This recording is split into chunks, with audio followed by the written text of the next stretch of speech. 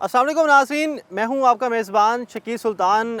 रोही स्पेशल में आज एक नए मौजू के साथ मौजूद हैं। आलूदा पानी से सब्ज़ियों की काश्त की जाती है। मुल्तान और मुल्तान के गिरद नवाह में जो सब्ज़ियाँ काश्त हो रही हैं वो अक्सर हम देखते हैं कि आलूदा पानी से काश्त की जाती हैं।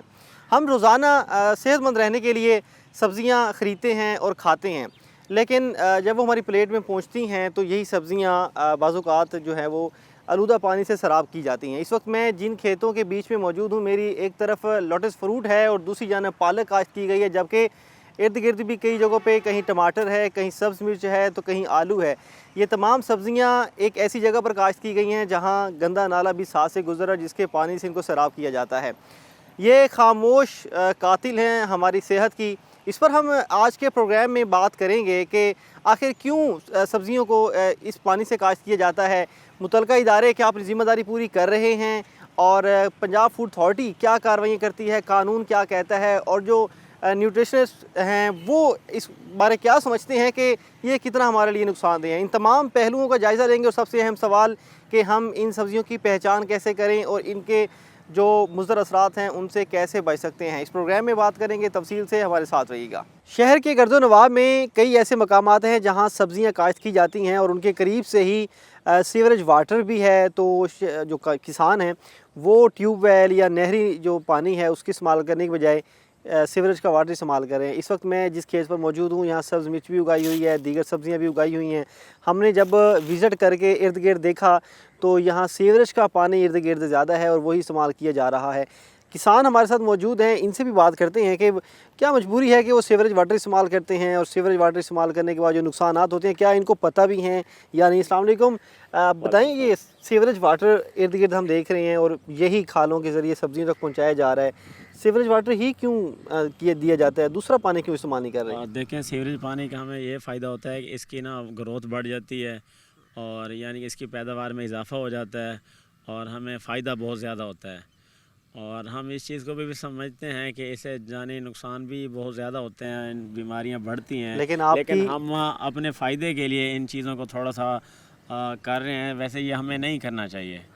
और कितने किसान जो सीवरेज वाटर देते हैं, अगर हम मुल्तान के इर्द गिर्द देखें तो आप क्या समझते हैं कितने किसान जो हैं वो नहरी पानी की बजाय सीवरेज का पानी दे रहे हैं? मैं ये समझता हूँ तकरीबन 25% लोग यही अपना सीवरेज का पानी इस्तेमाल करते हैं। 25% लोग, यानी कि हमारे मुल्तान गिर्द गिर्द जो सब्ज़ियाँ काश्त हो रही हैं उसमें से 25% सब्ज़ियाँ ऐसी हैं जो सीवरेज के पानी से काश्त की जा रही हैं। अच्छा, आप खुद ही कह रहे हैं कि ये सेहत के लिए नुकसानदेह है, तो आप फिर नहरी पानी या फिर ट्यूबवेल के पानी की तरफ क्यों नहीं जाते? वो तो हमारे अखराजात बढ़ जाते हैं और आगे आगे हमें उस तरह का रेट या सब्ज़ी का हमें फ़ायदा नहीं होता, नुकसान में जाता है खाता, तो हम अपने फ़ायदे के लिए थोड़ा सा करते हैं। वैसे हमें करना नहीं चाहिए ये। तो ये सीवरेज के पानी अखराजात, अगर हम थोड़ी फ़र्क की बात करें, अगर आपने सब्ज़ियाँ 5 एकड़ पे काश्त की हुई हैं, अगर आप उसको नहरी पानी देते हैं, ट्यूबवेल पानी देते हैं, तो उनका ख़र्चा कितना आ जाता है? तकरीबन 50% अगर हम सीवरेज का पानी देते हैं 50% हमारा ख़र्चा कम हो जाता है। आपने कौन कौन सी सब्ज़ियाँ काश्त की हुई हैं यहाँ पे? हम यहाँ गर्मियों में कद्दू, तूरी, भिंडी हो गई और मिर्च हो गई, ये सारी जो हैं दीगर यानी कि सब्ज़ियाँ गर्मियों की, यही हम लगाया करते हैं। और ओवरऑल मुल्तान के जो 25% आपने जगह बताई है, वहाँ ओवरऑल कौन कौन सी सब्ज़ियाँ काश्त की जा रही हैं? ज़्यादा कद्दू, तूरी, जो दीगर सब्ज़ियाँ हैं गर्मियों की, ये सारी लगाते हैं। बस वही 25% लोग हैं जो ये सीवरेज का पानी लगाते हैं। ये किसान की ज़ुबानी हमने आपको सुनवाया कि यहाँ जहाँ सब्ज़ियाँ काश्त हो रही हैं सीवरेज पानी लगाया जाता है उनको, इससे उनको अखराजात जो हैं, ट्यूबवेल ऑफ कोर्स एक डीज़ल की कीमत बढ़ी हुई है, नहरी पानी है उसमें भी मेहनत है, उसमें भी अखराजात हैं, तो वो एक शॉर्टकट की तरफ चले जाते हैं सीवरेज पानी की तरफ। जो बढ़ोतरी है वो भी बढ़ जाती है, लेकिन इसके साथ साथ जो मार्केट में चीज़ जाती है, जब हमारी खाने की प्लेट तक ये चीज़ें आती हैं तो हमारी सेहत के लिए नुकसानदेह भी होती हैं। अखराजात को कम किया जाए और किसानों को आगाही दी जाए हुकूमत की तरफ से, तो इस मामले में कोई मुस्तकिल हल निकाला जा सकता है। मज़ीद भी चलते हैं और लोगों से भी बात करते हैं। जी, हम इस वक्त छोटी सब्ज़ी मंडी की एक दुकान पर पहुँचे हैं। मेरा कैमरामैन बिलाल अगर आपको दिखाए, इस वक्त ये खूबसूरत नज़र आने वाली सब्ज़ियाँ जो हैं, जिसमें बैंगन है, बज़ाहिरन ये फ़्रेश पड़ा है और इसका रंग भी हमें ठीक नज़र आ रहा है, लेकिन हमें नहीं पता कि ये हमारी सेहत के लिए कैसा है। हमें नहीं पता ये ट्यूबवेल के या नहरी के जो ठीक पानी है उसमें काश्त किया गया है या फिर इसको आलूदा पानी में काश्त किया गया है। इसके साथ साथ गाजर है, ये वो सब्ज़ी है जो ज़मीन के अंदर काश्त की जाती है, जो ज़मीन से ऊपर नहीं होती। जो ज़मीन के अंदर सब्ज़ियाँ काश्त की जाती हैं उन तक जो पानी पहुंच रहा होता है, अगर उसमें केमिकल्स हैं, भारी धातें हैं, तो ये उन्हीं की बेस पर ये बढ़ती हैं और जब ये हमारी प्लेट तक आती हैं, खाने तक आती हैं, तो ये हमें हमारी सेहत को नुकसान देती हैं। और सब्ज़ियों को बार बार पानी भी लगाया जाता है। अब ये एक दुकानदार है, उसको नहीं पता कि वो जो भिंडी ला रहा है, वो जो करेला मार्केट तक ला रहा है, बैंगन, दो दीगर सब्ज़ियाँ वो भी मार्केट तक ला रहा है, वो अपनी तरफ से यहाँ पे इनको बार बार पानी लगा के साफ़ भी कर रहा है, फ्रेश भी कर रहा है। लेकिन आपको या फिर दुकानदार को या फिर मंडी वाले को नहीं पता कि ये सब्ज़ी कहाँ काश्त की गई, इसको पानी कौन सा दिया गया। लेकिन अक्सर औक़ात ऐसा होता है कि सब्ज़ी कुछ खाने से आहिस्ता आहिस्ता आपकी सेहत इस कदर डाउन हो जाती है कि आपको कोई ना कोई बीमारी पकड़ लेती है। दुकानदार से बात करते हैं कि वो सब्ज़ियां कहाँ से लाते हैं और इनके पास जो ग्राहक सब्ज़ियां लेके जाते हैं क्या उनकी भी कभी कंप्लेंट्स आती हैं। भाईजान, सब्ज़ी अक्सर ऐसा होता है आलूदा पानी में काश्त हो रही थी। हम अभी एक खेत से आ रहे हैं, वहाँ हमने देखा कि आलूदा पानी जो मुल्तान के बाहर वाली साइड है, जो नाला जा रहा होता है, इंडस्ट्रियल वेस्ट है, वो पानी से सब्ज़ियाँ काश्त हो रही होती हैं। जब आप यहाँ सब्ज़ी लाते हैं, आप लोगों को पता चल पाता है कि सब्ज़ी ये ख़राब है या इसमें केमिकल्स हैं? नहीं पता, ये पता नहीं चलता। ठीक है, क्योंकि सब्ज़ी तो सारी एक किस्म की होती है, पता नहीं है कहाँ से आई है कहाँ से नहीं आई, ये पता नहीं होता। हम तो बड़ी मंडी से लेके आते हैं, इधर आके बेच देते हैं। अगर हम टमाटर, प्याज, आलू की बात करें, वो मुल्तान का काश्त हो रहा हो या बाहर का आ रहा है? टमाटर बाहर का आ रहा है, लोरलई का, अच्छा, कोयटे का, पेशावर का। मुल्तान में कौन कौन सी सब्ज़ी काश्त दाल होती है? में ये तोरी हो रही है, भिंडी हो रही है, अरबी है, और कोई सब्ज़ी नहीं। कभी ऐसा होता है कि आप जो बैंगन है। कभी ऐसा होता है कि कभी आप जो सब्ज़ियाँ लेके आए हाँ हैं जी। वो कोई ग्राहक लेके आओ, कभी कंप्लेन आई हो कि ये सब्ज़ी ख़राब निकली? अक्सर ऐसा हो जाता है। मैं अपने घर में भी सब्ज़ियाँ हाँ लेके जी, जाता हाँ हूँ। जी, कंप्लेन कर देते हैं भाई ये सब्ज़ी सही नहीं है। अच्छा, हम ये अब ये तो पता नहीं होता ना भाई कहाँ से आई है कहाँ से नहीं आई, हाँ। कोई सब्ज़ी ख़राब निकल आती है। अच्छा, एक जो सब्ज़ी को कीड़ा लग गया है, फ़र्ज़ करें अब ये मेरे सामने आलू पड़ा है, हाँ जी। अब ये बाहर से बज़ाहिरन बिल्कुल ठीक लग रहा हाँ है, जी, ऐसे है ना, लेकिन अगर इसके अंदर को कीड़ा है ये हमें नहीं पता चल सकेगा। हाँ जी, ये तो तभी पता चलता है जब घर में औरतें इसको काटती हैं, हाँ जी। इसको फिर स्मेल पता आती चलता है, है, स्मेल आती है। अच्छा, जो मतलब जो सब्ज़ी इस तरह से काश्त की गई होती है वो स्मेल भी आ रही होती है हाँ जी, उसमें? हाँ जी, आलू है गंदे पानी का हो तो उसमें स्मेल आती है। आलू भी बिल्कुल, आलू हाँ भी जी, ज़ेरे सब्ज़ी ज़मीन भी हो काश्त तो किए होते हैं। उसमें वो भी खुद गल जाती है। अच्छा, बड़ी बड़ी ऐसे भी एक दिन में ख़त्म हो जाती है वो। अच्छा, ये एक पहचान भी है, ये एक अच्छा पॉइंट दे रहे हैं कि जो सब्ज़ी ख़राब होगी हाँ जी, उसकी जल्द- क्या जल्द पहचान खराब की जा होगी। सकती है? अगर कोई आपके पास सब्ज़ी लेने आया है, बुनियादी सब्ज़ियाँ टमाटर है, मिर्च है, आलू है, अदरक है, ये सब्ज़ियाँ अगर कोई लेने आ रहा है किसी दुकान से, तो उसको कैसे पता चलेगा कि ये अभी ताज़ी पड़ी है या ये पहले की है? वो भी मुरझाई पड़ी होती है, अच्छा, जो एक दिन की होती है वो सही होती है, साफ़ सुथरी ताज़ा फ्रेश। ठीक है, ज़्यादा लेट हो, एक दो दिन की हो जाए तो वो तो मुरझा जाती है ना, गर्मी है। यानी कि आपके जितना आपने दुकान पे चीज़ें देखी हैं, अक्सर सब्जियों की शिकायत आ जाती है, वो बहुत ज़्यादा होती है या कम होती हैं कि क्या रिएक्शन होता है ग्राहकों का? बहुत ज़्यादा होती है, मुरझा जाती है, गल जाती है। सबसे सही ज़्यादा नहीं होती। सबसे ज़्यादा किस सब्ज़ी की आपने देखी है कि जिस सब्ज़ी अब की तो ज़्यादा कंप्लेन मुल्तान आई? की सब्ज़ी नहीं आ रही है, अब तो आ रही है, ये भिंडी आ रही है हाँ। मुल्तान की, तोरी आ रही है, अरबी आ रही है, वो बैंगन आ रहा है मुल्तान का। और ज़्यादा सब्ज़ियाँ ख़राब कौन सी निकलती हैं जिसको वो लोग कंप्लेन करते हैं कि ये सब्ज़ी? वो इधर आलू जैसे गर्मियों में काश होता है, हाँ, ये सर्दियों में इधर मुल्तान का हाँ, वो बड़ा बड़ा 2 दिन में भी गल जाता है, सारा ख़राब हो जाता है। 2 दिन इधर रख दें वो गल जाता है अपने आप ही खुद में खुद भी। ठीक है, ठीक वो है, है गंदे पानी की। ठीक है। जो साफ़ पानी की होती है सब्ज़ी गलती नहीं है, अच्छी पड़ी रहती है, साफ़ सुथरी पड़ी रहती है। प्याज हो गया, आलू हो गया, टमाटर हो गया, ये मुल्तान की चीज़ें होती हैं वो जल्दी भी गल जाती हैं। हाँ, लेकिन ये आप भी इस चीज़ को ध्यान में रखें, आप जहाँ से सब्ज़ी लेके आते हैं वहाँ थोड़ा इन्वेस्टिगेट करें कि उनकी सब्ज़ी किस इलाके से आ रही है। उस इलाके में सीवरेज का पानी सब्ज़ियों को काश्त किया सराब किया जा रहा है या दूसरा पानी सराब किया जा रहा है, क्योंकि आपसे ही ग्राहक जो है वो लेके जाते हैं। हाँ जी, हाँ जी। तो इस चीज़ का ध्यान भी ज़रूरी है। शहरियों से बात करेंगे जो सब्ज़ियाँ लेके जाते हैं। इस वक्त ये सब्ज़ी दिखने में टमाटर का भी कलर लाल है, सब्ज़ मिर्च का कलर भी लाल है, साइज़ भी ठीक है, फ्रेश भी लग रही हैं, लेकिन हमें नहीं पता कि ये इनको जो पानी शराब किया गया है वो कौन सा शराब किया गया। कभी ऐसा हुआ है कि आप लोगों ने कोई सब्ज़ी पकाई हो और उसका सेहत पर बुरा असर पड़ गया हो?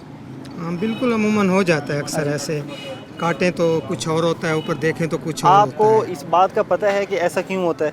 ये आजकल हमारे इलाके सूरज मैनी हेड सिकंदरी नहर से ना उस तरफ जो है ना सारा तकरीबन गंदा पानी लगता है। इस बात को रोही चैनल भी पहले रिपोर्ट कर चुका हुआ है। ये जो नाला जा रहा है ये बेसिकली नाला है, इसको सिकंदरी नहर कहा जाता है। ये बेसिकली एक नाला है जहाँ से पानी गुजारा जाता है और अक्सर इसमें गंदा पानी ही देखने को मिलता है। यही आगे चूँकि ये सारा देही इलाका है, ये फ्लड का बंद भी साथ में पड़ जाता है, यहाँ सब्ज़ियाँ काश्त की जाती हैं। लेकिन आगे सूरत हाल उनके ज़ुबानी सुन रहे कि समटाइम्स आलूदा सब्ज़ियाँ जो हैं वो उनको मिल नहीं जाती हैं। कैसे एक्सपीरियंस रहा ऐसी सब्ज़ियाँ खा के? एक्सपीरियंस ये है कि उम्र गुजर गई है यही खाते खाते। बीमारियाँ लग जाती हैं, हमें बीमारियाँ पता भी ही नहीं लगती चलता। हैं, मेडिसिन भी लेनी पड़ती हैं, सब काम करने पड़ते हैं। बात वही है कि हम सेहतमंद रहने के लिए चीज़ें सेहतमंद ख़रीदते हैं, लेकिन हमें नहीं पता कि वो हमारी सेहत के लिए नुकसान भी होती हैं। ये हमने आपको किसान से भी पता करवाया, दुकानदार से भी पता करवाया और एक आम शहरी जो सब्ज़ी खरीद के जा रहा है उससे भी बात की। आलूदा पानी से काश्त होने वाली सब्ज़ी खामोशी से हमारी सेहत ख़राब कर रही होती है। आगे चलते हैं, देखते हैं कि माहिरीन क्या कहते हैं और इसका हल क्या है और कानून इस पर क्या कहता है। तफसीली इस पर बात करेंगे, हमारे साथ रहिएगा। वेलकम बैक नाज़रीन, हम बात कर रहे हैं आलूदा सब्ज़ियों के होने वाले नुकसानात और इसका हल भी हमें चाहिए। आलूदा सब्ज़ियां इस वक्त मार्केट में, हमारे घरों में, हमारे खाने का हमें ऐसे हिस्सा बन चुकी हैं कि हमें मालूम ही नहीं कि हम जो सब्ज़ी खा रहे हैं क्या वो पाक साफ़ पानी से आई है या फिर आलूदा पानी से काश्त की गई है। दुनिया इससे परेशान भी है, लेकिन इसका हल भी ज़रूरी है। अगर हम माजी की तरफ जाएं तो उस वक्त लोग घरों में सब्ज़ियां खुद भी काश्त करते थे और अपने कोई ना कोई खेत थोड़े से मुख्तस किए होते थे जहाँ पे अपने घर के लिए, अपने इलाके के लिए सब्ज़ी काश्त की जाती थी। फिर दौर जदीद होता गया और आलूदा पानी ने भी इसमें हिस्सा ले लिया। केमिकल्स, फैक्ट्रीज़ के निकलने वाला जितना भी वाटर है, हमारा सीवरेज वाटर है, उसने भी इसको ख़राब किया। लेकिन इसको हल की तरफ भी तो जाना है। हल एक चीज़ जो इस वक्त हम देख रहे हैं दुनिया में मकबूल हो रहा है वो है किचन गार्डनिंग। किचन गार्डनिंग किस तरह से हम अपने घरों में शुरू कर सकते हैं और इससे अखराजात कितने आ सकते हैं और किचन गार्डनिंग को हम अगर घर में स्टार्ट कर लिया है कितनी जगह चाहिए, इस पर बात करने के लिए ज़रई यूनिवर्सिटी, नवाज शरीफ ज़रई यूनिवर्सिटी मुल्तान से हमारे साथ एग्रोनॉमिस्ट डॉक्टर नबील इकराम साहब मौजूद हैं। किचन गार्डनिंग क्या कहेंगे, किस तरह से घर में शुरू कर सकते हैं? क्योंकि आलूदा सब्ज़ियों से अगर कोई जान छुड़ाना चाह रहा है तो घर में किचन गार्डनिंग कैसे शुरू कर सकते हैं? क्योंकि माजी में कहीं ना कहीं हमारे आबाओ अजदाद हैं वो घरों में सब्ज़ियाँ काश्त करते आए हैं। दुनिया मसरूफ़ हो गई, हर चीज़ मार्केट से लेने लग गए, लेकिन अब हमारी सेहत दाव पर लग चुकी है तो हमें कोई ना कोई तरीके अपनाने हैं कि हम साफ़ सुथरी सब्ज़ियाँ खा सकें। जी, बिस्मिल्लाहिर्रहमानिर्रहीम। तमाम देखने वालों को मेरी तरफ से अस्सलाम वालेकुम। बेसिकली जो किचन गार्डनिंग है ये हमारा ट्रेडिशन है। हमारे जो बुज़ुर्ग थे, जैसे माशाल्लाह आप भी फरमा रहे थे, वो सिर्फ नमक और माचिस बाज़ार से ख़रीदते थे और बाकी हर चीज़ घर की होती थी। और अगर आप देखें एवरेज लाइफ स्पैन देखें तो हमारे जो आबाओ अजदाद हैं उनका बहुत अच्छा था। मैं ज़रा स्टार्ट लूँगा कि हमारे जो जामिया ज़रिया मुल्तान के rice Jamia professor doctor Asif Ali साहब ने किचन गार्डनिंग की प्रमोशन के लिए एक प्रोजेक्ट स्टार्ट किया 2017 के अंदर। मकसद उसका ये था कि पहले महकमा ज़राअत भी किचन गार्डनिंग को प्रमोट करने के लिए उसकी सीड की किट्स लोगों को देता था ताकि लोग घरों में जाके बीज लगाएं, वहाँ से सब्ज़ी तैयार हो और वो अपनी सब्ज़ी खुद यानी कि अपनी उगाएं और ताज़ा सब्ज़ी खाएं। उसमें एक मसला ये आ रहा था कि लोग सब्जियों के बीज तो ले जाते थे। अब एक बात याद रखिएगा कि अगर किचन गार्डनिंग वो करेगा जो इनिशिएटिव लेगा, जिसके अंदर विलिंगनेस होगी। देखें ना, जो किचन गार्डनिंग स्टार्ट करेगा उसे ग्रोइंग मीडिया चाहिए, उसे गमले चाहिए, यानी कि उसे पॉटिंग मीडिया, पॉट्स और ये चीज़ें चाहिए। वो अगर ये सब कुछ परचेज़ करता है और उसके बाद अगर सीड लगाए और उसका सीड ग्रो ही ना करे तो जो इनिशिएटिव है या जो विलिंगनेस है वहीं दम तोड़ जाती है। तो हमने ये जो यूनिवर्सिटी ने, जामिया ज़रिया मुल्तान ने जो प्रोजेक्ट स्टार्ट किया उसमें हमने लोगों को रेडी टू ट्रांसप्लांट सीडलिंग्स दी। मिसाल के तौर पे अगर आजकल का मौसम है, आजकल भी आपको कद्दू, तोरी, खीरा इनकी पनीरी यूनिवर्सिटी से अवेलेबल है ताकि लोग वो पौधे घर जाके लगाएं और अपनी सब्ज़ी, ताज़ा सब्ज़ी खुद खाएं। जैसे कि आप भी फरमा रहे थे, मसला ये है, एक तो जहाँ गंदा सीवरेज का पानी किसान लगा रहा है उसे पता है कि अगर ये सीवरेज का पानी मैं लगाऊंगा तो यहाँ मेरी खाद का खर्चा नहीं है। आप खुद देखेंगे कि इस सीवरेज के पानी के लिए लोग लड़ रहे होते हैं कि हम ये पानी हमें मिल जाए और हम अपनी वेजिटेबल्स को ग्रो इससे इरीगेट करें ताकि वो अच्छा ग्रो करें। हमने अपने उस ट्रेडिशन को ज़िंदा करना है उसके लिए जामिया ज़रिया मुल्तान क्या कर रही है, हम अस्पतालों में जाके किचन गार्डन लगाते हैं, हम यूनिवर्सिटीज़ में, हम स्कूल्स में जाके बच्चों को अवेयर करते हैं, वहाँ किचन गार्डन लगाते हैं ताकि लोग देखें यार ये काम हम कर सकते हैं। कैसे एक शहरी कैसे कर सकता है? अगर घर में एक घर है, उसका 10 मरले का घर है, ठीक है, तो वो अगर उसमें थोड़ी सी भी किचन गार्डनिंग करना चाहता है तो क्या आइडिया देंगे आप उसे, कैसे कर सकता है वो? आपका क्वेश्चन बहुत अच्छा है। जामिया ज़रिया मुल्तान ने किचन गार्डनिंग के हवाले से मुख्तलिफ नई जहतें मुतारिफ़ कराई हैं। मिसाल के तौर पे अगर कोई शहरी है, उसके घर में ग्रासी प्लाट है, वो वहाँ यहाँ से पनीरी ख़रीदे यूनिवर्सिटी से, वो वहाँ लगा के अपनी सब्जियाँ ग्रो कर सकता है। मगर जैसे आपको पता है आबादी बढ़ रही है, हमारे घर तंग और तारीक हो रहे हैं, तो हमारे पास हम यूनिवर्सिटी ने वर्टिकल वेजिटेबल गार्डनिंग मुतारिफ़ कराई है, ये हमारे पीछे डिस्प्ले में भी शो हो रही है। इसके अलावा रूफ टॉप गार्डनिंग मुतारिफ़ कराई है। देखें आजकल हम सब माशाल्लाह फलों का बादशाह है आम, हम सब आजकल आम एंजॉय कर रहे हैं। और अक्सर हम आम जो हमारे घर में आते हैं वो जो लकड़ी के क्रेट्स में आते हैं, या हमने घर को रंग करवाया है, पेंट वाली खाली बाल्टियाँ हमारे घर पड़ी हैं। अगर हम इनको एज अ पॉट यूज़ करें और इन्हीं में हम अपनी सब्जियाँ, पुदीना, धनिया, लीफी वेजिटेबल्स ये ग्रो करें तो हमें एक अच्छी वेजिटेबल्स घर में मिल सकती हैं। इन्फॉर्मेशन भी इतनी ज़्यादा हो गई है कि अगर आप घर में कुछ उगाना चाहते हैं तो आप फौरी इंटरनेट पर उसकी सारी डिटेल्स ले सकते हैं। कौन कौन सी सब्जियां घर में उगाई जा सकती हैं? अगर हम जिस तरह बता रहे हैं कि कुछ पॉट्स में हम कर सकते हैं, उसमें मिट्टी शामिल करें, मिट्टी रखें और उसमें वो बीज काश्त कर दें, कौन कौन सी सब्जियां ऐसी हैं जो घर में हम काश्त कर सकते हैं? हम मौसम सरमा की जितनी सब्जियां या मौसम गर्मा की जो सब्जियां हैं वो हम घर में ग्रो कर सकते हैं पॉट्स के अंदर। हमने तो इधर लाइव कम्युनिटी में जाके एक्सपेरिमेंट्स किए हैं। वापडा टाउन के अंदर हमने रूफ टॉप गार्डन इस्टेब्लिश किया, ज़करिया टाउन में हमने रूफ टॉप गार्डन इस्टेब्लिश किया। उसमें यानी कि फॉर एग्जांपल आजकल के मौसम की जैसे जो सब्जियां हैं, जो बेल वाली सब्जियां हैं वो भी हम लगा सकते हैं। वो बाकायदा हम एक जाल लगाते हैं, वो नेट के ऊपर सब्जियां ऊपर चढ़ जाती हैं। अच्छा, अगर आप कभी गांव में भी देखें, गांव में अक्सर जो छोटे घर होते हैं, कच्चे घर होते हैं, उनकी दीवारों पर भी वो बेलें लगी होती हैं और उस पर तोरी लगी होती है, करेले लगे होते हैं। तो मतलब अगर आप कुछ भी उगाना चाहते हैं तो आइडियाज़ बहुत सारे हैं। जिस तरह आप बता रहे हैं कि आप लोग अब यूनिवर्सिटी ने भी मुख्तलिफ तरीक़ाकार मुतारफ़ करवाए हुए हैं। इस पर अगर हम बात करें, इसकी घर में सब्जियां उगा ली हैं, उसका फिर ख्याल कैसे रखा जाए? स्प्रे है, केमिकल्स हैं, ये इन चीज़ों को कैसे मैनेज किया जाए? जी, इसमें ऐसे है कि देखें अब ना हर कोई अपनी फ़िटनेस के लिए कोशिश करता है, कोई वॉक करे या जिम करे। हमने ये देखा है जिन घरों में हमने वेजिटेबल्स लगवाई हैं वो सारे घर वाले उसमें इन्वॉल्व हो जाते हैं। बच्चे पानी दे रहे हैं, जड़ी बूटियाँ होगी, कोई बंदा गोडी कर रहा है। और इसमें हमने एक और चीज़ भी नोट की है कि सोशल इंटरेक्शन बढ़ता है। मिसाल के तौर पे एक हमने यानी कि ऐसे कम्युनिटी में देखा कि एक आदमी ने वेजिटेबल्स लगाई हैं, भिंडियाँ उनके घर में ज़्यादा हैं, साथ वाले घर में जिसने सब्जियां लगाई हुई हैं उनके घर में कद्दू बहुत लगे हुए हैं। लोग आपस में इसको बार्टर ट्रेड कर लेते हैं। ये बड़ा ज़बरदस्त मैसेज यहाँ से निकल रहा है कि जब आप सब्जियां इस तरह किचन गार्डनिंग को मुतारफ़ करवाएंगे तो आप लोगों की सोशल इंटरेक्शन बढ़ेगी। मैं खुद डॉक्टर साहब गाँव से ताल्लुक़ रखता हूँ और मैट्रिक तक चूँकि घर में गांव में थे तो दादाबू के साथ, वालिदैन के साथ हमने खुद सब्जियां काश्त की। मौसमी सरमा की सारी सब्जियां खुद काश्त करते थे। बहन भाई सारे मिल के हम खेत में बैठे काम कर रहे हैं और घर आके अच्छा फिर दूसरे घरों को भेज रहे हैं कि हमारे घर आज भिंडी आई है और मैंने खुद भिंडी हाथों से तोड़ी हुई है, तो दूसरों को भेज रहे हैं, दूसरे के घर से हमें फ़लाँ सब्ज़ी आ रही है। तो नो डाउट सोशल इंटरेक्शन भी बढ़ता है कि हेल्दी सोसाइटी जो है वो कायम हो सकती है। और किचन गार्डनिंग के हवाले से मज़ीद आप लोगों को क्या मशवरे दे सकते हैं आज के इस दौर में? जिस तरह अभी एक गांव से ताल्लुक़ रखता है, उसके पास ज़मीन है, ठीक है, जिस तरह ग्रासी प्लाट की बात की, लेकिन जो तंग और तारीक घरों की आपने बात की, वो लोग कैसे इस चीज़ में आ सकते हैं? तंग और तारीक घरों के हवाले से जामिया ज़रिया मुल्तान ने वर्टिकल वेजिटेबल गार्डनिंग मुतारिफ़ कराई है। वर्टिकल उसमें ये है कि ये आपके पीछे स्ट्रक्चर मौजूद है, यानी कि हमने मूवेबल स्ट्रक्चर्स लोगों को बना के दिए हैं।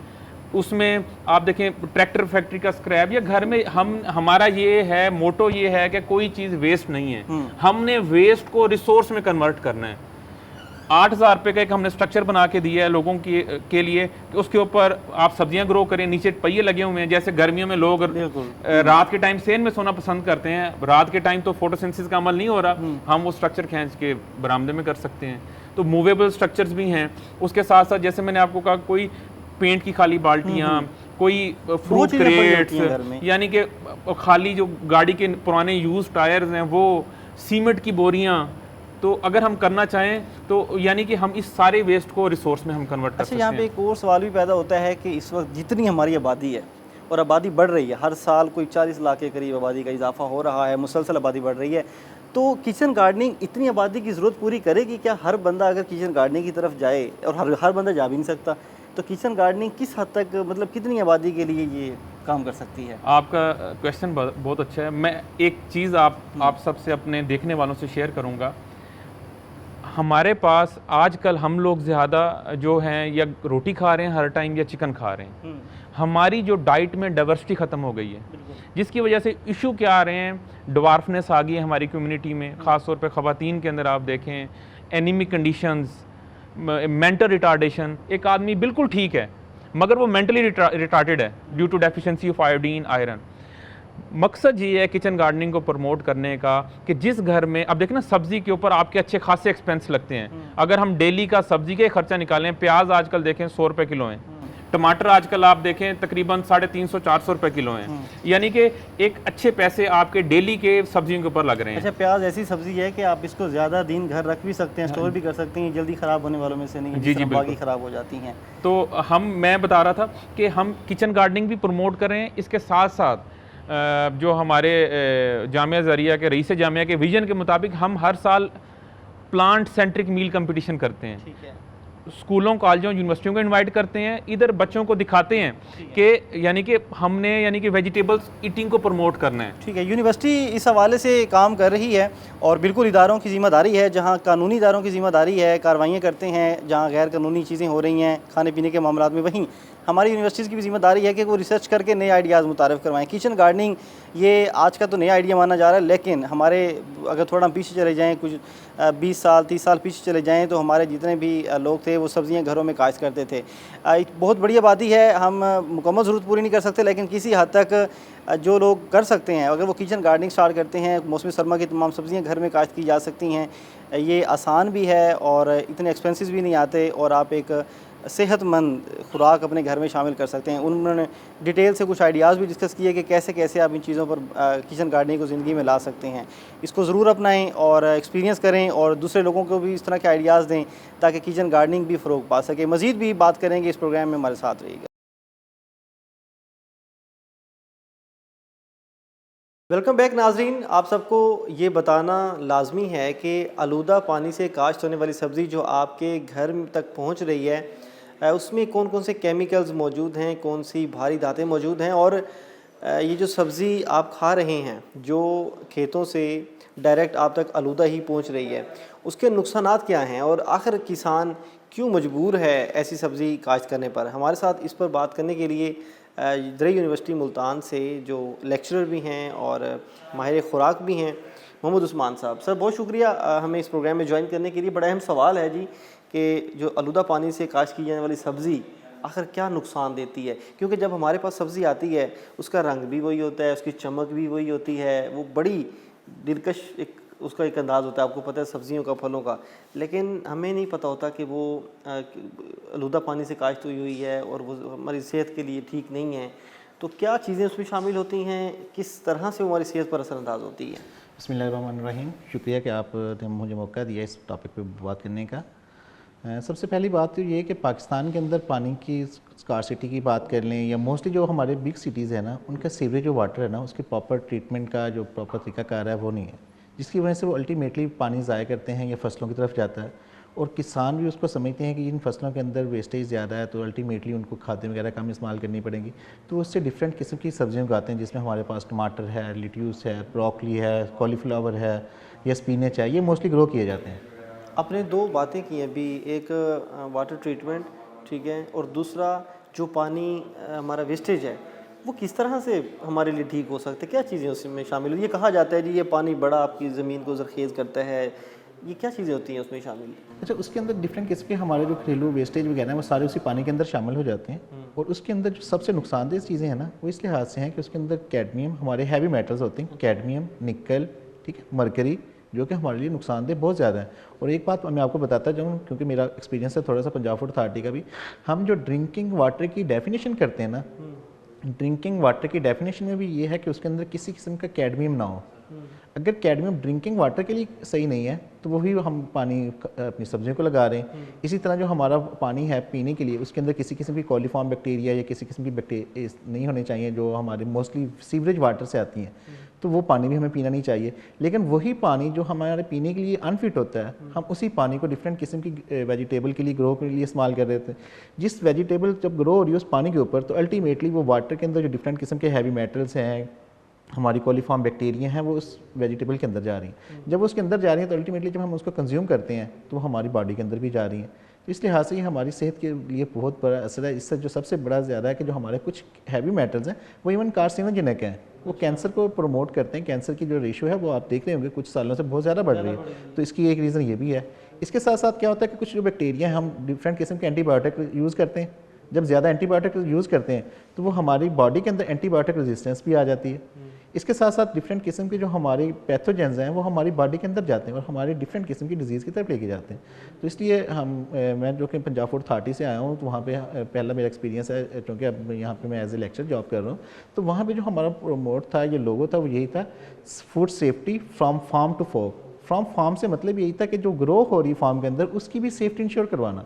तो आप लोगों ने देखा होगा मीडिया पे भी डिफरेंट टाइप पे आता है कि पंजाब फूड अथॉरिटी जहाँ पे एकड़ों की एकड़ ग्रो हो रही मैंने होती है। खुद कई कार्रवाइयाँ जो हैं वो कवर की हैं, जहाँ पे बड़े बड़े गोभी के खेत होते हैं, मुख्तलिफ सब्जी होती है, उनमें हल चला के उनको तलफ कर दिया जाता जी है। जी, यही पर्पस होता है कि उन्होंने फार्म से सेव करना है। अगर हम फार्म से सेव नहीं कर रहे तो अल्टीमेटली वो हैवी मेटल्स वो डिस्ट्रॉय भी ज़्यादा नहीं होते। बाज़ का तो कुकिंग से कहते हैं ज़ाया होते हैं, लेकिन हैवी मेटल्स जो होते हैं वो कुकिंग से ज़ाया नहीं होते। कौन कौन सी सब्जियां जो हैं वो जिनमें ये हैवी मेटल्स जिनका आप जिक्र कर रहे हैं वो शामिल होते हैं? हमारे रीजन में कौन कौन सब्जियां, अगर हम पंजाब की बात करें, किस सब्जियों के कुछ नाम बता दें जो सब्जियां इम्कान होता है कि ये आलूदा पानी से काश्त हो रही हैं? जो मोस्टली ग्रो की जाती है, टमाटो है, उसमें लेट्यूस है, ठीक है, कॉलीफ्लावर है, स्पिनच है, इस पर बहुत ज़्यादा ये हमारे इलाके में ग्रो भी होती हैं और यही हमारे यहाँ पे ज़्यादा कंजप्शन भी होती है इनकी। और इन्हीं के अंदर हैवी मेटल की कॉम्बिनेशन ज़्यादा होती है, यानी कि उसके अंदर ज़्यादा पेनिट्रेट होते हैं, ज़्यादा रहते हैं हैवी मेटल्स। अच्छा, जो हमारे गांव हैं, गांव में तो नहरी पानी आ रहा होता है, ट्यूबवेल का पानी आ रहा होता है, वो साफ़ पानी होता है, लेकिन अब ना नहरों में भी ये पानी शामिल होने लग गया है। नहरों में सीवरेज वाटर आ रहा है, नहरों में फैक्ट्रीज़ और कारखाने का जो है वो पानी शामिल हो रहा है। तो वो पानी महफूज है इसके लिए? नहीं, हम इस तरह टोटली 100% तो उसको महफूज नहीं कह सकते, क्योंकि उसके अंदर आप देखें कि जो डिफरेंट सिटीज़ हैं या मोस्टली वो एरियाज़ या वो देहात जो बिल्कुल नहर के ऊपर हैं या आसपास हैं, उनके अंदर वो सारे जितने भी उस इलाके का वेस्टेज है वो सारा नहर के अंदर डाल रहा है। तो इस चीज़ पर गवर्नमेंट को कुछ ना कुछ एक्शन करना चाहिए कि लाजमी तौर पे अगर वो उसके अंदर जा रहा है, नो डाउट वो फ्रेश वाटर दरिया से आ रहा है, लेकिन जब उसके अंदर कंटेमिनेशन हो रही है तो कंटेमिनेशन अल्टीमेटली हमारे वो जो फील्ड इरीगेटेड कर रहे हैं उसके अंदर जा रही है। वाटर ट्रीटमेंट की भी आपने बात की थी, वो किस सतह तक हो रहा है, उसमें क्या हुकूमत इक़दाम करने चाहिए? क्या वो न काफ़ी है जितना जो इस वक्त तक हुआ है ये इतना नहीं है कि हम कह लें कि इस वक्त जो जितना हुकूमत कर चुकी है इसको मज़ीद इम्प्रूव करना चाहिए, क्योंकि अगर हम जो जितने ऑलरेडी हैं उस पर इत्तफाक करें तो ये इनसफिशेंट है जितना हमारी इस वक्त जितनी आबादी बढ़ चुकी है और जितनी आबादी बढ़ती जा रही है, सोसाइटीज़ बढ़ रही हैं, हमारे घर बढ़ रहे हैं, हमारे तालीमी इदारे, हमारे मुख्तलिफ इदारे बढ़ रहे हैं, उनका फिर सीवरेज वाटर भी जो है वो उसी तरह बढ़ता जा रहा है और वही पानी नहरों में शामिल होता है और वही पानी फिर आगे खालों की सूरत में होता हुआ खेतों तक पहुंचता है। तो हम उनको 100% जो है वो सेफ़ नहीं कह सकते, उसकी वजह से जो है वो मुख्तलिफ बीमारियां भी जन्म ले रही हैं।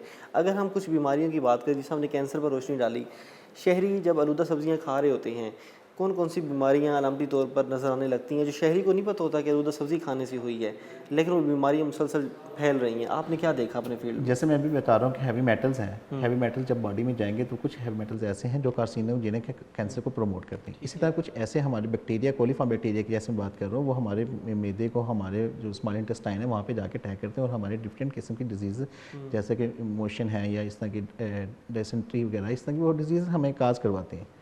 तो इस लिहाज यही हाल है कि हम वाटर ट्रीटमेंट प्लांट को प्रॉपर तरीके से करें, सीवरेज वाटर जितना भी है, और जो हमारी इस यूनिवर्सिटी ने एक नया इनिशिएटिव लिया हुआ है किचन गार्डनिंग, उसको प्रमोट किया जाए। ठीक है, वो तो एक हल है, लेकिन अगर कोई सब्जियां हम लेके आ रहे हैं तो अक्सर हम देखते हैं कि हम खुद भर के बेसिक चीज़ें, हम सब्जियों को धो के फिर हम उनको काटते हैं और फिर दोबारा धोते हैं और फिर हम सालन पकाते हैं। क्या धोना काफ़ी होता है? नहीं, धोने से देखिए बाहर की सरफेस तो साफ़ होगी, लेकिन जो हैवी मेटल्स सीवरेज वाटर के अंदर थे वो तो उसके अंदर पेनिट्रेट हो इसका कोई हल है, कोई ऐसा? इसका हल यही है कि हमें सीवरेज वाटर से अवॉइड करना चाहिए। ये सीवरेज वाटर को प्रॉपर ट्रीटमेंट करने के बाद फिर किसी हद तक हम उसको यूज़ कर सकते हैं, लेकिन पहली कोशिश यही होनी चाहिए, हमें सीवरेज वाटर से टोटली अवॉइड करना चाहिए और हमें ग्रीन या किचन गार्डनिंग, और अब तो जैसे कि हर घर के अंदर स्टॉफ रूफ खाली होती है, वहाँ पे किचन गार्डनिंग प्रमोट किया जाए और किचन गार्डनिंग वहाँ पे की जाए, और हर घर की ज़रूरत भी है। इससे ना सिर्फ उनको हेल्थ के लिहाज से प्रमोशन होगी, इसके साथ साथ उनको इकोनॉमिकल भी बेनिफिट होगा। आज के रेट में देखें, आज अभी रिसेंटली भी देखें वेजिटेबल का रेट सभी के बढ़ रहे हैं। वेजिटेबल्स का रेट तो टमाटर इन दिनों शॉर्ट हुआ, हमारे यहाँ फसल टमाटर की कम हुई। टमाटर लोरालाई पिशावर बाहर के इलाकों से मंगवाया जाने वाला लगा। वो टमाटर जो 50-60 में मिल रहा था वो अचानक 300 पे चला गया। अब टमाटर की कीमत कम हुई है, 200 तक आ गया है, लेकिन ये भी ज़्यादा है क्योंकि बेसिक है ना, हमने रोज़ाना सब्ज़ी में इसको इस्तेमाल करना है। और वेजिटेबल्स हमारे घर की ज़रूरत है, और हम तो बीइंग न्यूट्रिशनिस्ट ये रिकमेंड करते हैं कि आपकी जो डाइट है या जो प्लेट बन रही है वो डिफरेंट कलर की हो। जितनी वो डिफरेंट कलरफुल होगी, जितने कलर होगी, उतनी वो आपके लिए न्यूट्रिशनल होगी। अच्छा, कुछ सब्ज़ियाँ मार्केट में आ जाती हैं, अगर हम उनको उनकी काश्त से हट के देखें, कुछ सब्ज़ियाँ जल्दी ख़राब हो जाती हैं, कुछ को बार बार पानी लगा के रखना पड़ता है, कुछ की मियाद 1 दिन की होती है, कुछ 2-3 दिन, कुछ कई दिनों तक भी पड़ी रहती हैं। तो कौन कौन सी सब्ज़ियाँ हैं वो कितनी मियाद तक ठीक रहती हैं? जब शहरी मार्केट में ख़रीदने जाते हैं तो उनको किस सब्ज़ी को किस अंदाज में देखना चाहिए? अच्छा, इसके लिए ना एक शेल्फ़ लाइफ का टर्मिनोलॉजी बोली जाती है, शेल्फ़ लाइफ। हाँ। वो शेल्फ़ लाइफ की बेस पे हम स्टडी करते हैं कि अपने हमारे जो फ्रूट्स वेजिटेबल हैं इसको एक एम्बिएंट टेम्परेचर पे रखने के बाद हम देखते हैं कि ये कितने दिन तक स्टेबल है। तो इसमें एक बात मैं सामीन के लिए भी, आपके लिए भी, कि मॉइस्चर कंटेंट एक है। आप देखें, जिस भी फ्रूट के अंदर मॉइस्चर कंटेंट वाटर ज़्यादा होगा ना, वो जल्दी ख़राब होगी। अच्छा। जिसके अंदर जैसे जैसे वाटर कंटेंट कम होता जाएगा उसकी शेल्फ़ लाइफ बढ़ती जाएगी। मोस्टली हम जो अपनी फील्ड के अंदर इसको 3 कैटेगरीज के अंदर डिवाइड करते हैं, perishable food, semi perishable food और स्टेबल फूड। जो पेरिशेबल फूड होती हैं उसके अंदर मॉइस्चर कंटेंट ज़्यादा होता है, जिसके अभी मैं बात कर रहा हूँ, जैसे हमारे पास मिल्क है वो पेरिशेबल है, उसके अंदर क्योंकि वाटर कंटेंट ज़्यादा है। अगर हम सेमी पेरिशेबल की बात करें तो उसके अंदर water content with in less than perishable होगा, उसके अंदर अप्रोक्सीमेटली 60 to 18% के रेंज में होता है और उसकी शेल्फ लाइफ ज़्यादा होती है। लेकिन अगर हम बात करें स्टेबल फूड की, तो स्टेबल फूड के अंदर मॉइस्चर कंटेंट लेस दैन 15% हो जाता है, और जितना वाटर कंटेंट या मॉइस्चर कम होगा उतनी ही उसकी शेल्फ लाइफ बढ़ जाएगी। जैसे कि हमारे पास सीरियल्स हैं जो हमारे ग्रेन्स हैं घरों के अंदर पड़े रहते हैं। नतीजा एक ही है, हल एक ही है कि हमें सब्जियों की जो काश्त है वो खेतों से ही उस पर काम करना पड़ेगा। जो पानी खेतों को दिया जाता है, जिस पानी से उनको सैराब किया जाता है, उस पानी को हमें साफ़ पानी सैराब करना होगा, सीवरेज वाटर से गुरेज करना होगा, और जो केमिकल्स मिला पानी जो है वो मुख्तलिफ फैक्ट्री से शामिल होता है उससे भी बचाना, क्योंकि बुनियाद वहीं से बनती है, दातें शामिल होती हैं, आगे बीमारियां पैदा होती हैं। और ये बात ठीक है कि शहरियों को नहीं पता होता कि ये चीज़ शुरू कहाँ से हुई।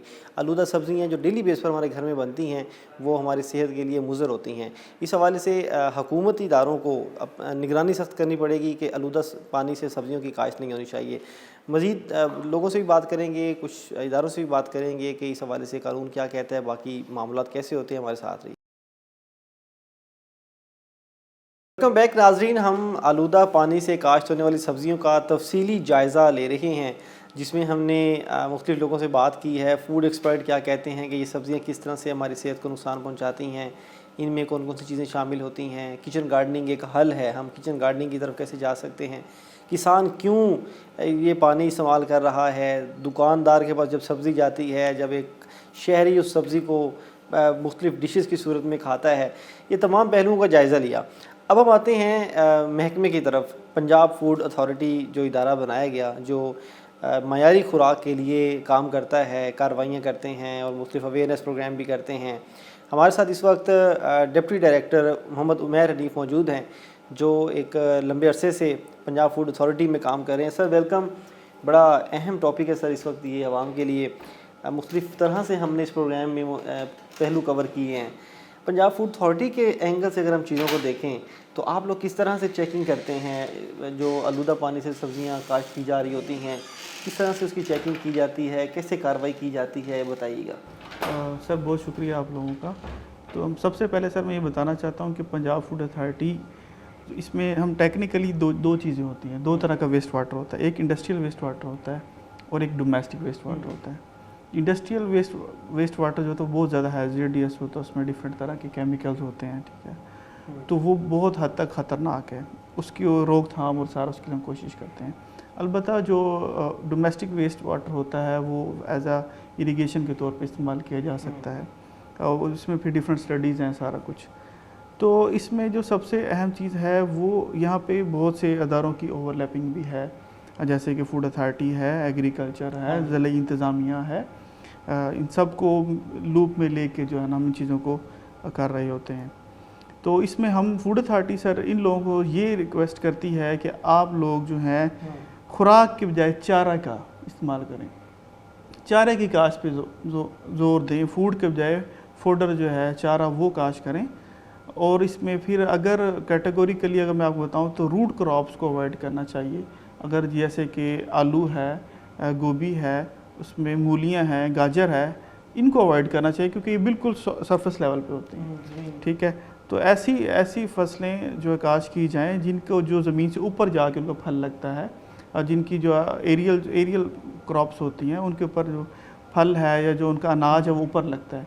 तो इस हवाले से सर ये थोड़ा सा है इसकी कैटेगराइजेशन और इसकी टेक्निकलिटी जो मैं आपको करती हूँ। अगर कोई शख्स, कोई किसान हमारे रीजन में कहीं भी इस तरह की सब्जियां आलूदा पानी से काश्त कर रहा है, कोई इंडस्ट्रियल वेस्ट, आपको पता है शहर है, इर्द गिर्द इंडस्ट्री है, उनका पानी जो है वो नहरों में, नालों में शामिल हो रहा है और लोगों ने वहीं से ही पानी निकाला गया वो होता है, और किसान इसलिए भी इस्तेमाल करता है कि उसकी जो है वो फसल अच्छी हो जाएगी, और नो डाउट अच्छी होती भी है। इस पर कानून क्या कहता है, कानून की क्या सज़ा कितनी है, जुर्माने कितने हैं, इस वाले से बताइएगा। सर फूड अथॉरिटी इस तरह के केस में जो है ज़्यादातर सर वो जो फसल होती है उसको ज़ाया करवा दिया जाता है। सबसे ज़्यादा सर जो फोकस होना चाहिए और हमारा है वो ये इन लोगों को आगाही दे दी जाए कि भाई आप अपनी इन्वेस्टमेंट जो है वो इसके ऊपर कोई खाने पीने वाली फसल काश्त ना करें, इसके ऊपर आप चारा करें, क्योंकि चारा भी तो उन्होंने उगाना और वो भी बिकता है और उसको जानवर भी खा लेते हैं, उसका ओवरऑल उसका जो साइड इफ़ेक्ट है वो काफ़ी जो है वो कम होता है, मिनिमाइज़ हो जाता है। तो बाकी ये कि सर हम उसको डिस्कार्डिंग करवाते हैं, जब हम जाते हैं तो फिर हम उस पूरे इलाके में वहाँ पे हल चलवा दिया जाता है, फर्दर उनको वार्न कर दिया जाता है कि दोबारा ऐसी फसल काश्त ना करें। अगर फिर भी वो चीज़ से बाज नहीं आते तो सर फिर हम FIR करवाते हैं इस लोग। अच्छा, FIR। अब कितनी कार्रवाइयाँ अब तक आपने, अगर हम देखें कि पिछले 1 साल में 2 साल में देख लें, आपके टेन्योर में अभी तक कितनी कार्रवाइयाँ की गई हैं? सर हम इस पर वक्तन फ़वक्तन से डिफरेंट हम औकात में इस पर कार्रवाइयाँ करते रहते हैं। जैसे ही हमें इस पर किसी वाले से कंप्लेन आती है, लोग हमें कंप्लेन करते हैं तो हम उसको उस पर मौके पे जाके उसकी सूरत हाल देख के सिचुएशन का जायज़ा लेके उसी मुताबिक हम कार्रवाई करते हैं। अगर हम शहरियों के हवाले से कोई अवेयरनेस करें कि अगर कहीं शहरियों को पता हो कि कहीं ऐसी सब्जियाँ काश्त हो रही हैं तो वो उस पर कार्रवाई करवाना चाहते हैं, पंजाब फूड अथॉरिटी महकमे से रब्ता करना चाहते हैं, तो क्या प्रोसीजर है उसका, कैसे वो कंप्लेंट लॉन्च कर सकते हैं? उसके लिए हमारी हेल्पलाइन है 1223, उस पर वो कंप्लेन रजिस्टर करवा दें। उसके अलावा हमारा पंजाब फूड अथॉरिटी मुल्तान का फेसबुक पेज है, उस पर भी बताया जा सकता है। हमें मेरे ऑफ़िस में रिटर्न में भी दरख्वास्त दी जा सकती है ऑफ़िस की, तो इस तरीके से जो है ना सर हमें ये बता सकते हैं। और ये सब्ज़ियाँ सर एक तो मार्केट में आ गई, मंडी में सब्ज़ी आती है, फिर आगे मार्केट में, फिर शहर, होटल्स पे भी सब्ज़ियाँ जा रही होती हैं। समटाइम्स होटल पे हम देखते हैं कि वो सब्ज़ियाँ बासी भी होती हैं, तो उस पर क्या सूरत हाल रहती है? पंजाब फूड अथॉरिटी कैसे उन तक पहुंचती है, उन पर क्या कार्रवाई की जाती है? सर अगर किसी होटल में कोई ख़राब सब्ज़ी, गले सड़ा फल या गली सड़ी सब्ज़ी हो तो हम किसी सूरत में उनको स्पेयर नहीं करते। वो सारी जो सब्ज़ियां हैं, वो फल हैं, वो मौके पर तलफ़ कर दिए जाते हैं और उनको भारी जुर्माना किया जाता है। अगर वो जो है कोई आदि मुजरिम हो तो उस सूरत में हम उनको बंद भी कर देते हैं, और इसके अलावा अगर और मज़ीद इश्यूज़ हों तो फिर साथ में हम FIR भी देते हैं। ठीक है, आपने अभी तक क्या देखा, आपने जितनी कार्रवाइयाँ की हैं, कौन सी सब्ज़ी ज़्यादा इस चीज़ का शिकार है जो आलूदा पानी से काश्त की जा रही होती है? ज़्यादा सब्ज़ी कौन सी है? वैसे मेरी अपनी इसमें राय के मुताबिक गोभी ज़्यादातर वो देखा जाता है कि वो इस तरह से इसको काश्त हमने किया कई जाता दफ़ा देखा है पंजाब फूड अथॉरिटी के अगर आप फेसबुक पेज पे भी देखें, और हम मीडिया चैनल्स के थ्रू भी जब भी कोई पंजाब फूड अथॉरिटी कार्रवाई करती है तो हम अवामी आगाही के लिए वो ख़बर भी चला रहे होते हैं, और आप देख रहे होंगे कि बड़े बड़े खेतों में हल चलाए जा रहे होते हैं। क्या मैसेज क्या देंगे आप अपनी तरफ से वो किसान जो इस तरह की चीज़ों में इन्वॉल्व हैं, और वो शहरी जो इस तरह की सब्जियां खा रहे हैं, कैसे वो इन चीज़ों से बच सकते हैं? किसान कैसे अवॉइड रह सकते हैं, क्योंकि किसान कहता है कि मेरा खर्चा बच जाता है, कम हो जाता है, उनको मैसेज क्या देंगे? सर किसान के लिए मैसेज ये है कि वो अपनी जो है वो चारा काश्त करे, और आम पब्लिक के लिए मैसेज ये है कि सर वो किचन गार्डनिंग को प्रमोट करें। ठीक है, ये हेल्दी भी है और इकोनॉमिकल भी है। ठीक है, और अगर कहीं पे इस तरह की कोई वायलेशन वो देखते हैं तो 1223 पे हमें उसकी कंप्लेन करें। 1223 ये नंबर नोट करें। इस नंबर पर आप कंप्लेंट लॉन्च कर सकते हैं अगर आपको लगता है कि कहीं भी सब्जियां आलूदा पानी से काश्त की जा रही हैं। आलूदा पानी उन्होंने बताया कि डोमेस्टिक वेस्ट भी है और इंडस्ट्रियल वेस्ट भी है। इंडस्ट्रियल वेस्ट ज़्यादा जो है वो सेहत के लिए ख़तरा है, जबकि पंजाब फूड अथॉरिटी की जानब से मुख्तलिफ़ कार्रवाइयाँ भी की गई। उसमें देखने में आया कई सब्ज़ियाँ जो हैं वो आलूदा पानी से काश्त की गई हैं, जिनको फ़ौरी तौर पर हल चलाकर जो है वो ज़ाया कर दिया जाता है। लेकिन सिर्फ वो वक्ती तौर पर ज़ाया कर देना काफ़ी नहीं है। यहाँ पे किसानों को भी मैसेज दिया जा रहा है कि वो सेहत के साथ इस तरह खिलवाड़ ना करें, वो पानी इस्तेमाल करें जो उसके लिए ठीक है। नहरी पानी है, ट्यूबवेल का पानी है, और अगर कहीं इंडस्ट्रियल वेस्ट या डोमेस्टिक वेस्ट आ भी रहा है वहाँ पे महकमे की तरफ से कहा जा रहा है कि वहाँ चारा काश्त कर लिया जाए, वो जानवरों के लिए उस तरह से नुकसानदेह नहीं होता। हमने इस प्रोग्राम में तमाम पहलुओं का जायज़ा लिया। हमने किसान के एंगल से भी उसको देखा कि खेत में खड़े होकर कि वो क्यों इस तरफ जा रहा है, उसकी वजह उसने खर्चे और फसल की पैदावार की बढ़ोतरी बताई। जबकि फूड एक्सपर्ट से भी हमने बात की, उन्होंने बताया कि किस किस तरह से कौन कौन से केमिकल्स, कौन कौन सी धातें होती हैं जो हमें नुकसान पहुंचाती हैं। उसके बाद किचन गार्डनिंग, आखिर इस मसले के हल की तरफ भी हमने जाना था। Kitchen gardening Punjab food authority की जानब से भी यही मशवरा दिया गया, जबकि जो यूनिवर्सिटी से के माहिरीन हैं उनकी जानब से भी कहा गया। ये तमाम मसाइल थे और उनका हल भी आपके सामने है। शहरी कहीं भी कोई मसला है उसको रिपोर्ट भी करें, लेकिन सेहतमंद मुआशरे के लिए हमारे मयारी खुराक भी लाजमी है, उसमें किसानों को भी अपना किरदार अदा करना होगा। आज के प्रोग्राम में अपने मेज़बान शकील सुल्तान को दीजिए इजाज़त। जल्द मुलाकात होगी किसी नए मौजू के साथ अगले प्रोग्राम में।